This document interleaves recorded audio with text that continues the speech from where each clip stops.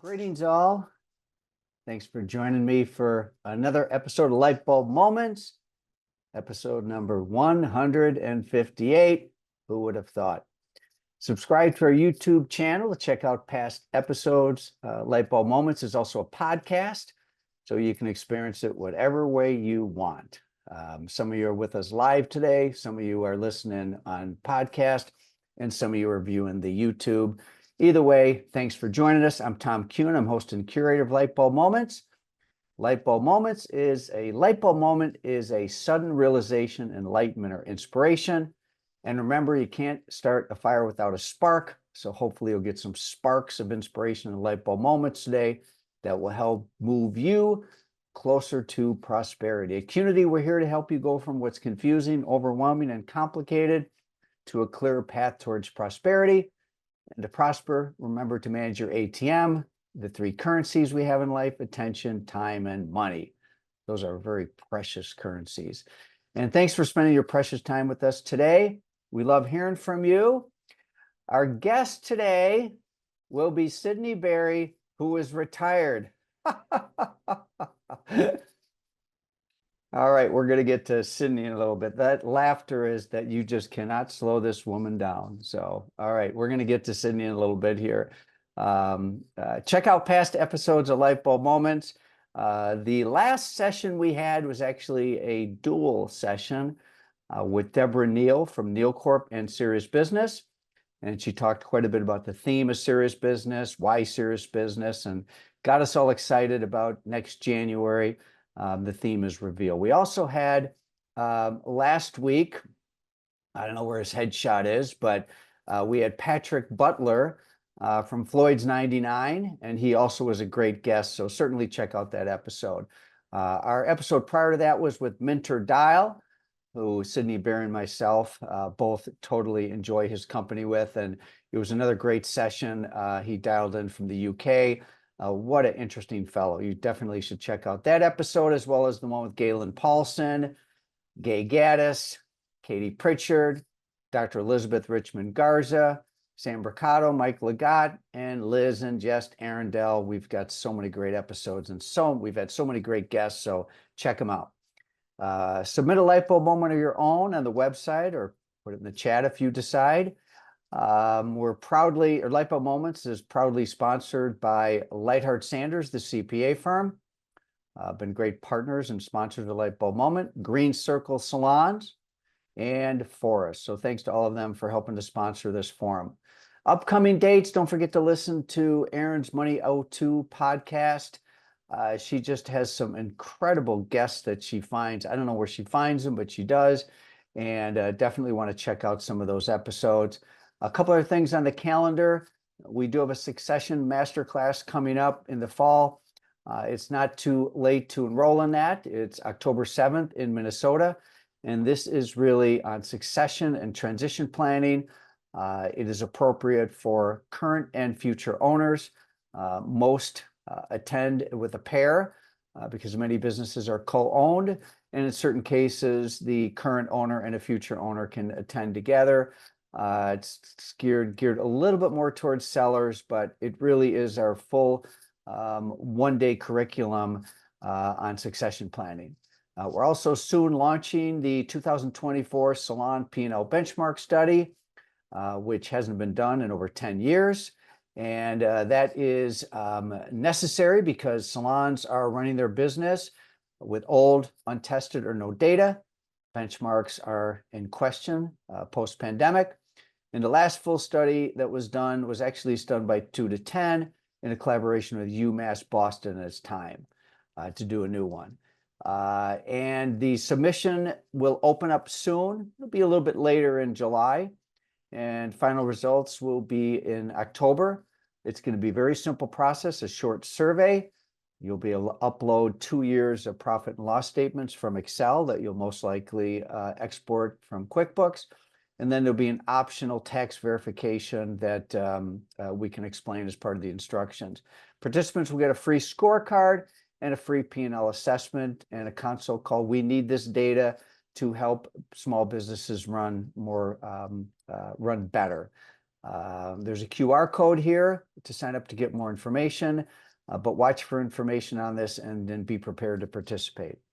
My light bulb moment this week, I guess, was stimulated in conversations with Sydney Berry, and it has to do with grandparenthood. I'm going to be a grandparent in like 2.5 weeks. My goodness. So Sydney is sending me all this stuff that is like new tech. Actually, in one day, I got like from Sydney and then from someone else, I got like new stuff for babies today that weren't around when we had babies. One is something called a snoo. I think I got that right, Sydney. And then the other is a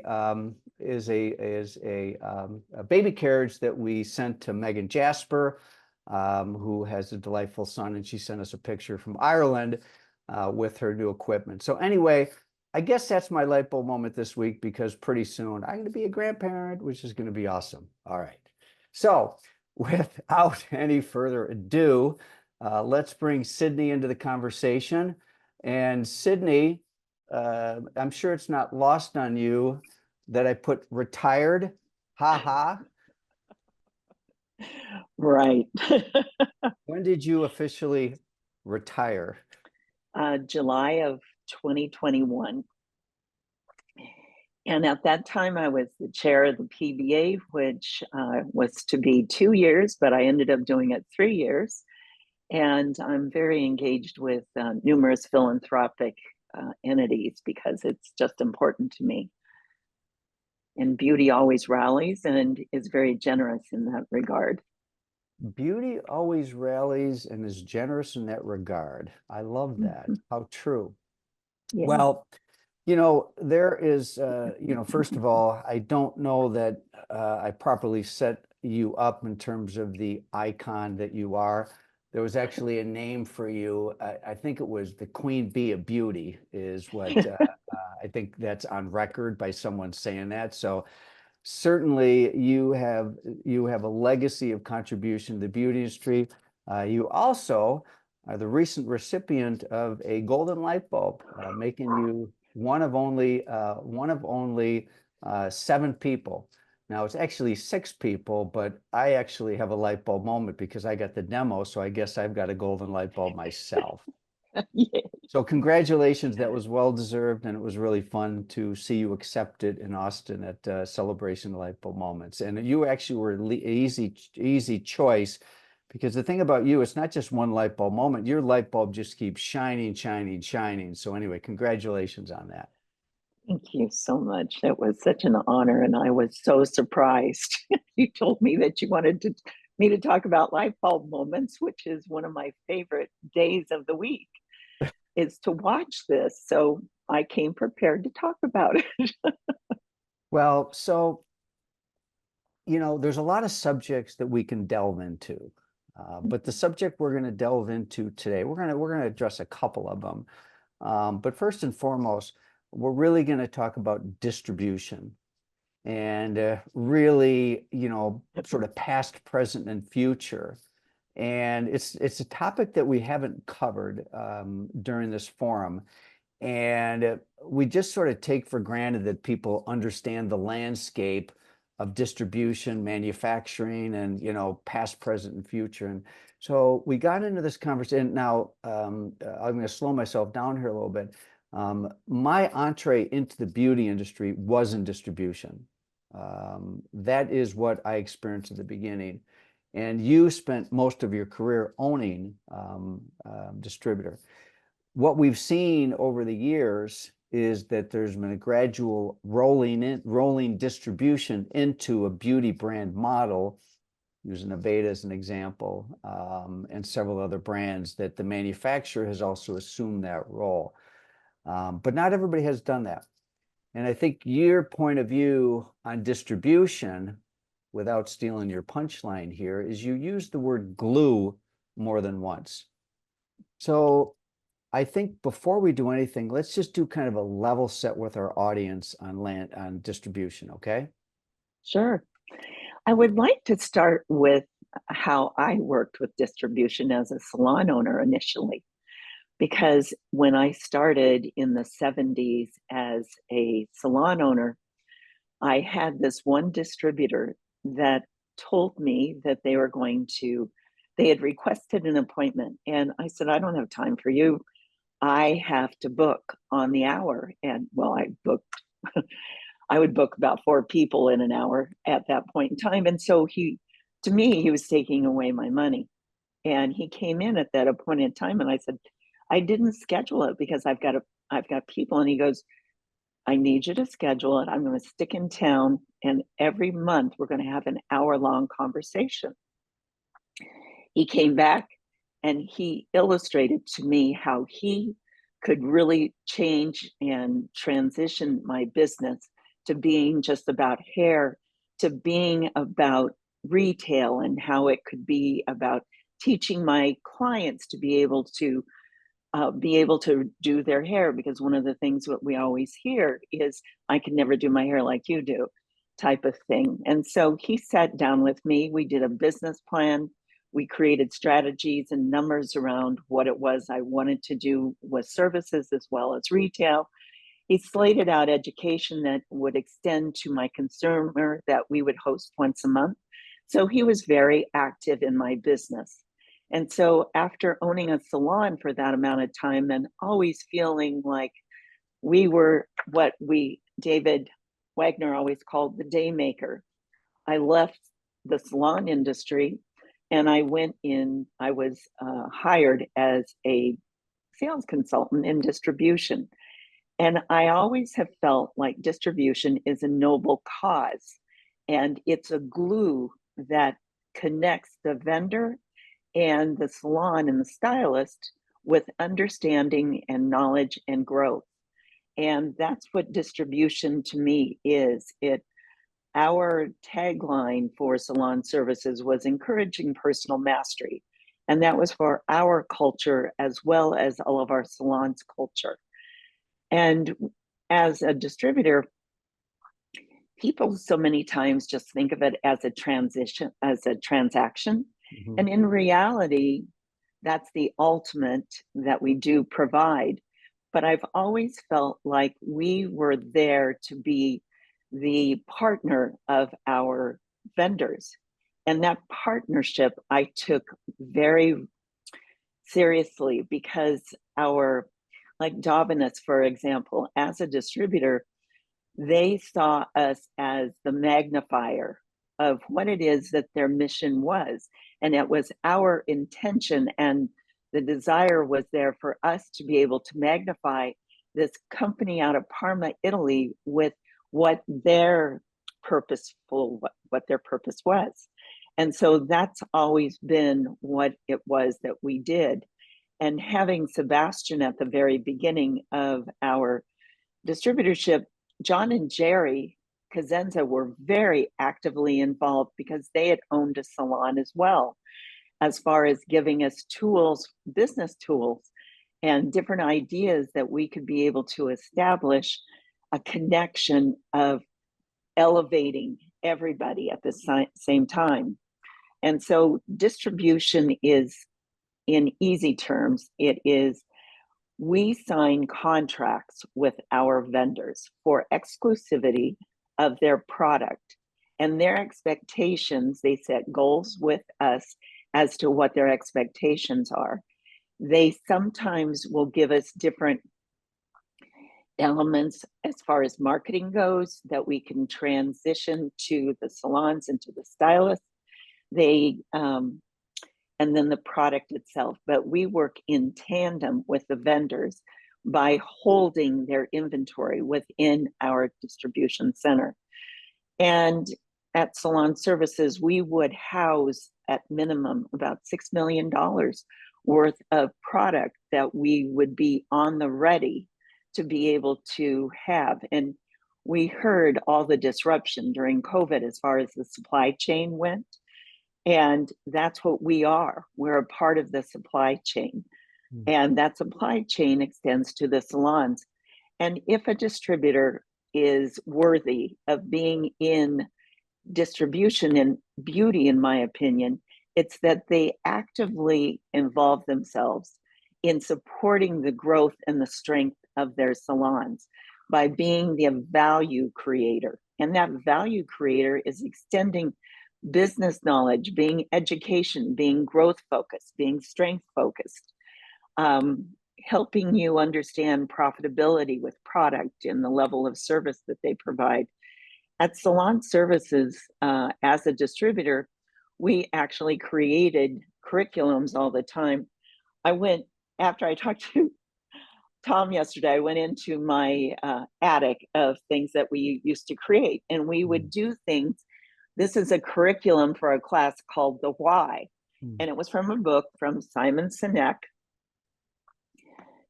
that would help us to align ourselves with purpose. And we would go out and we would teach these classes. We would teach flow of the client through your salon so that we could have the creation of what happens upon entrance into the salon with greetings and how to be able to follow that path all the way through the salon, so that we were consistent with what it is that we provided with each and every one of the customers. We did maximum potential as far as how many services do you do in order to achieve the goal that you wanted to do. We created the 5 dysfunctions from Patrick Lencioni as far as how to create the trust within your environment. We created leadership classes, colors of communications. It's where Neil Corp came up with serious business when BBSI, which was the distribution association that I initially belonged to. At BBSI, we created the Salon Association because we wanted it to be the extension of distribution to support salons. And TSA lasted for 15 years, which was a huge segment that really collaborated us together in strength to be able to illustrate what we all do together so we could be stronger together. And there are so many distributors that do this value creation, as Neil has really illustrated with Serious Business. Salon Services, we did something that I could never do as, Hold 1 second there. Just a quick pause here. This is really good stuff here. And I want to continue on the same thread. I want to do just a quick snapshot also for our listeners here to give them an idea of like the present landscape. So, and no judgments here in terms of a beauty brand using distribution or not, but just so people understand. So use Davines as an example. Davines uses distributors. Paul Mitchell uses distributors. Aveda and Bumble. Aveda only has, I think, 2 distributors left. I don't think Bumble has any distributors. Kevin Murphy, I think, uses distributors. And then there's 2 really giant distributors. There is Salon Centric, which is L'Oreal owned. And then there's BSG. So you have the 2 just huge distributors, of which what they did is, just to give people a little education here, Salon Centric and BSG did roll-ups. I mean, essentially, they took a bunch of independent distributors and rolled them up. So distribution has gone through a lot of migration through the years. A lot of the beauty brands decided to go direct. There's different reasons to do that. Certainly margin's a big one, you know, because the middle brand, the middle company, distributor needs some of the margin. So just want to do a quick level set for people that aren't really familiar with the history, the past, present. And so and using some examples, you already mentioned Neil as an example. I think that's an excellent example of a distributor that really has survived and thrived to provide great value. I know Havasi Beauty Collective down in Carolina is a relatively new distributor, but they're just rocking and rolling. And so anyway, just needed to kind of give a little bit of a landscape there. Okay. I appreciate that. And Tom is one of the best facilitators I've ever had the opportunity to work with, because he always keeps me on track because I'm so excited about this industry. And he is right. So I've seen all of this in the 40 years that I was in distribution, the roll up. So it really changed the trajectory. And so there's small to large distributorships within beauty. As a matter of fact, there is greater than 400,000 distributors. We have our products continuously delivered via distribution. Wait, Through 400,000 distributors? Yes, with pharma, with food, with their Oh, you're plumbers, talking about other electrical. industries, not just beauty and Yes, wellness. yes. Ah, And gotcha. beauty and wellness, beauty right now, I think the last count was somewhere in 100. We used to be 1,000. When BBSI was intact, it was 1,000. So our our geography has changed greatly. And Yeah. it had to because of the digital that's really changed us as well as things like Amazon. Everybody refers to it as a distributorship, and it's not. Is what is called a marketplace. And as a marketplace, it either hosts and holds product at its different facilities to ship to you, or it accesses from other distributors to be able to send it to you. So there's different models that are out there right now that are changing the trajectory of what distribution is. So, so let's go back to value add, and Mhm. let's just break this down a little bit here. So ultimately, there's product, and and then there's an outlet, a salon or a spa. Mhm. And product, whether it's Devaness, whether it's Aveda, whether it's Paul Mitchell, whether it's Wella, whatever. And ultimately, part of the role is just literally to supply very Mhm. transactional.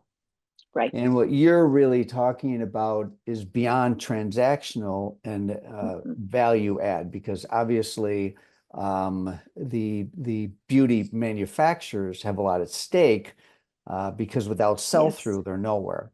So let's kind of break down the value add. Certainly, there is education Mhm. that may not be provided by a manufacturer.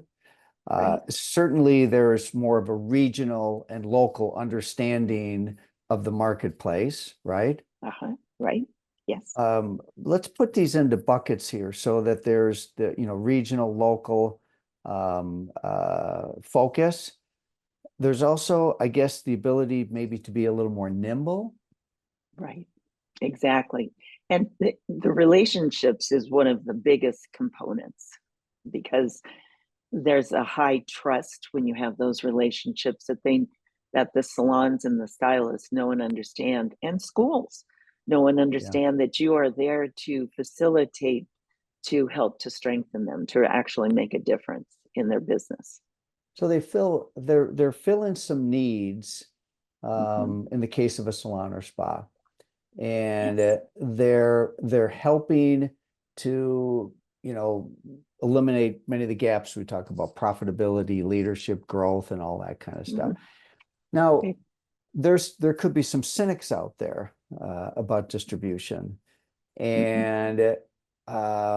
and I think one of the reasons maybe for the cynicism is that a lot of it really depends on boots on the ground, Mm-hmm. and it's hard to find, keep, grow sales consultants, Mm-hmm. and there's turnover. So I'm just imagining myself as a salon owner, which I was, and the cynical side is that a lot of promises by manufacturer or distributor in that value add role, but do they deliver? I mean, do they actually have a Mm-hmm. full staff? Are we training one sales consultant and then she leaves and we're training another one? And actually get to about the fifth one down the road, you become a little burned out. I don't want to train someone else and go through the whole relationship building. So you had a very successful distribution, and I think you were sort of the pinnacle, but not all distribution is created equal.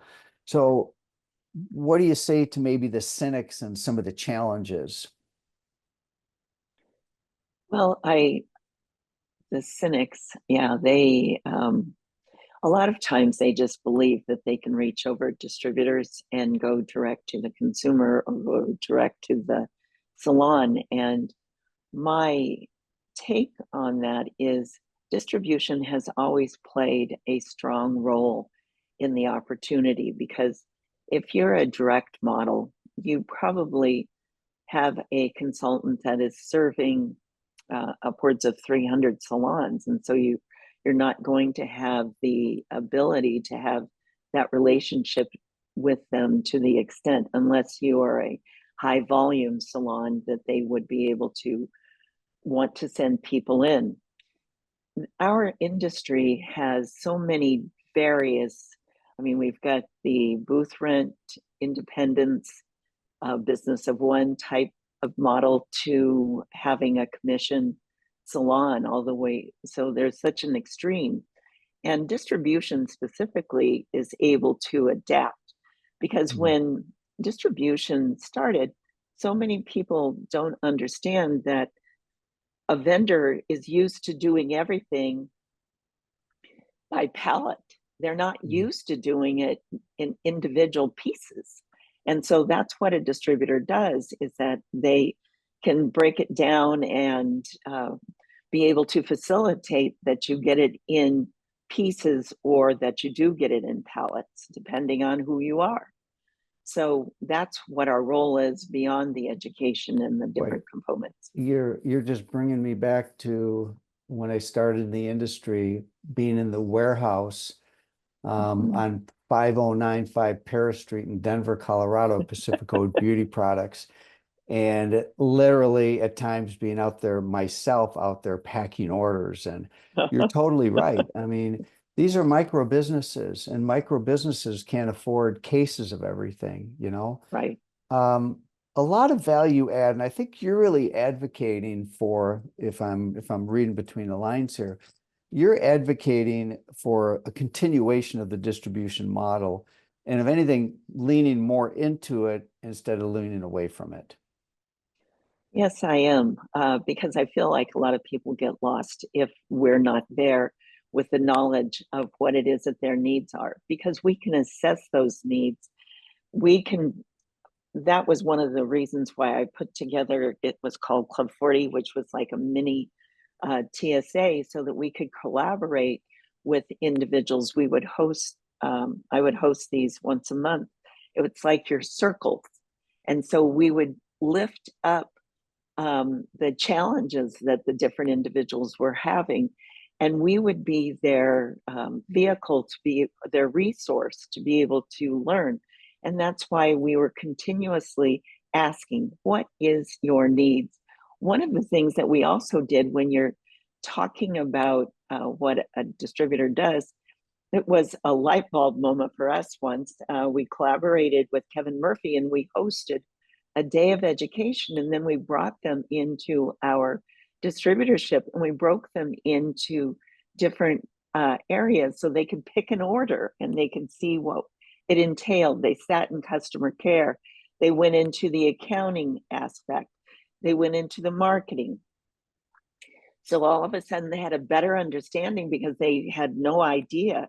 And it was so interesting to witness the joy that salons and found in being able to go into the warehouse, because there's an awe struck that happens when you go into a warehouse and you start to understand the depth and the width of what it is that we maintain to be able to support your business. And I remember this one salon owner, Andrew, was so funny. He goes, whoever's order I'm picking here, I want to meet them, because anybody that needs this many products, they're doing something right. So I love it. It was, it's always been good. And I really do believe in distribution, because there's distribution for dental products that there was this one distributor, he was a national distributor for dental, and he actually would create how to do the floor plan for your dentistry. And it was so wonderful to hear the dentists speak. And I know that that's what our clients said, that we help to create a path for them in their ownership to success. And that's what distribution calling truly is, if they are working in that endeavor. And that's why we also create the store model. The store model helps with the proximity of your logistics so that it's easier access. And with store models, though, we end up handling the products one more time. So there's more costs that are involved in, you have your rent, you have every element of a business that is replicated throughout your territory, which you have to do the training and the hiring, and you have education usually within those environments. And you usually have about $100 to $150,000 in cost of inventory to be able to support that element. Yeah. You mentioned TSA, and Yes. I want to see if anybody use the chat here. This is to our participants, is anybody that's familiar with TSA, experienced TSA, which stands for the Salon Association. Go ahead and put it in the chat. I think that's worth a bit of understanding here. And, you know, this is not a lesson in history in terms of distribution, past, present, and future, or associations, past, present, future. But I do think it's worth a conversation about the Salon Association. So I'm going to give you my take on it. So I was right there with you in the world of distribution when the Salon Association, yes, Karen remembers very well, when with the Salon Association was created. And I would be curious if anybody to put in the chat what you would say. That was sort of a golden era. And I don't think I'm talking out of turn, and I'd be curious to see if Karen and Ann. It was a golden era that unfortunately many people in the industry did not experience. I think it had a 15-year run, is what you said. Ann agrees, golden era, and it's missed. It's missed, and it was as you mentioned, how it was created. It was had a lot of foresight and visionary, and then ultimately in the era of roll-ups, the Salon Association and BBSI, which was the beauty distributor, or for distributors, got rolled into one organization known as the Professional Beauty Association, which you were chair. But I do believe that we're missing TSA. And I think the golden era, well, the reason I say it was golden era, it was just, they were phenomenal conferences. It was a phenomenal community. It really was for salon owners. And what else was magical about TSA? To me, it's always about collaboration. To me, that's what it was. And the topics, because it was funded by BBSI, the distributors, we had a budget to be able to have different authors come in and to be the provocateurs as far as how they extended the E-myth, or the Patrick Lencioni with the 5 dysfunctions. And so we were able to have the budget to be able to host different individuals. And we would have people like David Wagner share, or we would have different salon owners. We would have different areas where we could learn together. And to me, that's why it's important that we now have future leaders through PBA, which is a place that's almost like Circles is for you. And to me, that level of collaboration, because to me, and that's why I started Club 40, when I was a salon owner, I felt like I was isolated. I was in a box, and all I was doing is churning and burning myself. But I was, doing hair, but I didn't know what was happening from the outside. And that's what my distributor consultant did for me, is that he brought the outside in and literally gave me ideas and was my provocateur about what more I could do.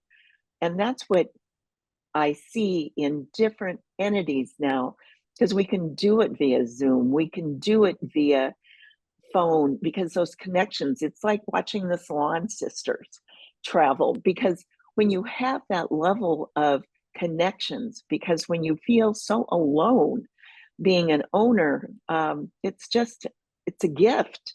Mm. And so if we can continuously foster that level of collaboration so that we can learn and grow and build.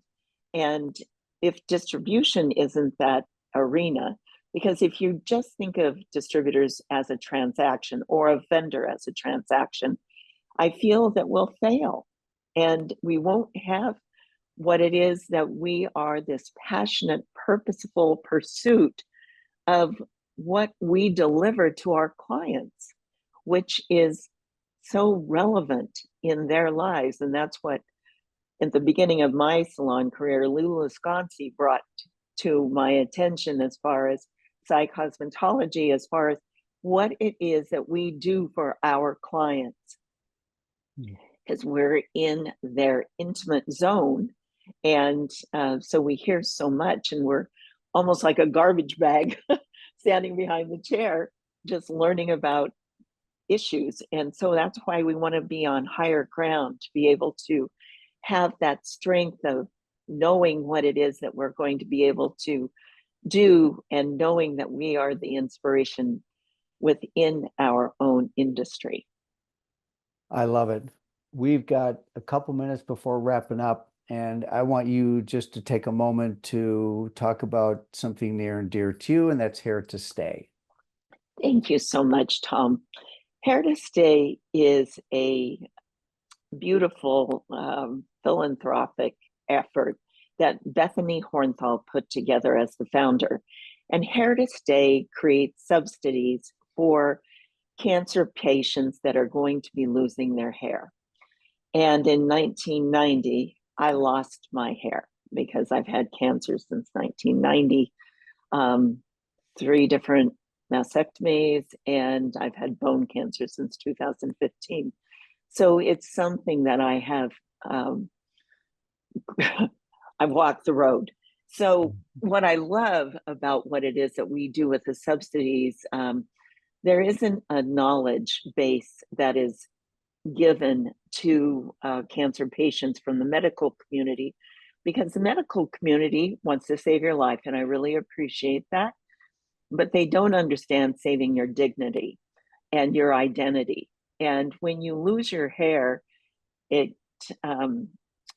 usually the first person in line to know that you're going to lose your hair is your stylist, because your client comes in and goes, oh my God, I just went to my doctor and he said I'm going to lose my hair, and what should I do?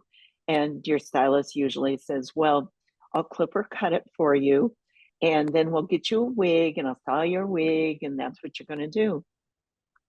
What cooling caps do is that it's something that you wear while you go through chemotherapy. You wear it before and you wear it after you're done with your infusions that happen.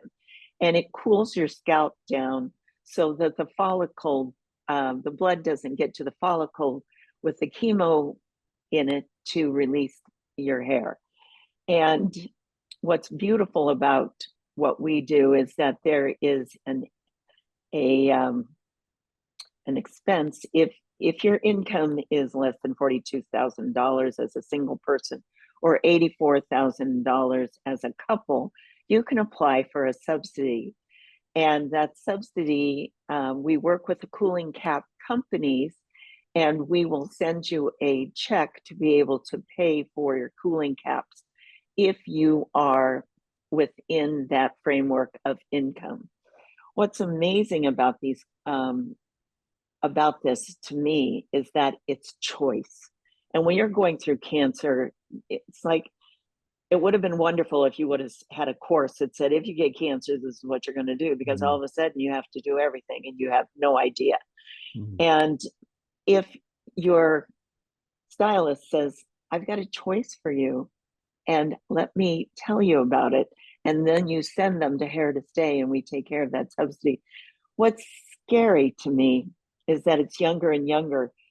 With there actually is a Sydney's fund that we created for those under 40 going through cancer. And at one stage, there was 55 subsidies that we issued in a 6-month period. Wow. That were under 40 except the average age of these were 33.